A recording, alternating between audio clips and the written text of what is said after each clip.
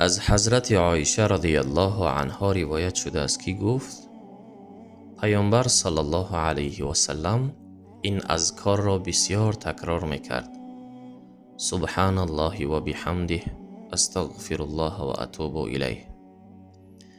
یعنی خداوند را با پاکی یاد میکنم و با سپاس و ستایش او مشغولم و از او طلب آمرزش و به درگاه او توبه میکنم.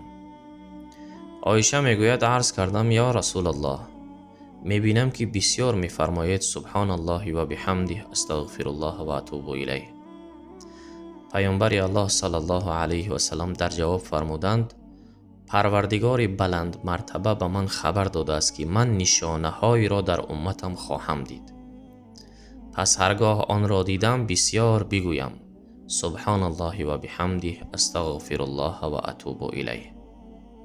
پیامبر صلی الله علیه و سلم میگوید اکنون این نشانه ها را دیدم، چنانکه که الله سبحانه و تعالی در قرآن فرمود: اذا جاء نصر الله والفتح ورأيت الناس يدخلون في دين الله افواجا فسبح بحمد ربك واستغفره انه كان توابا.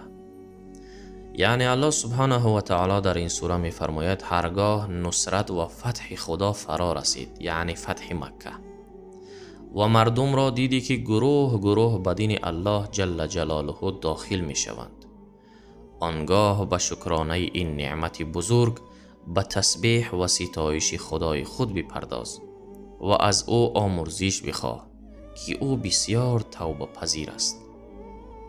امام نووی رحمه الله می فرماید پیامبر صلی الله علیه و سلم این اذکار را در رکوع و سجده نیز می خواندند، زیرا حالت و شیوه نماز در رکوع و سجود برتر است و پیامبر صلی الله علیه و سلم این دو حالت را برای ادای واجبی که با او امر شده بود انتخاب کرد تا خضوع و خشوع نسبت به خداوند در بهترین و کاملترین شکل ظاهر شود.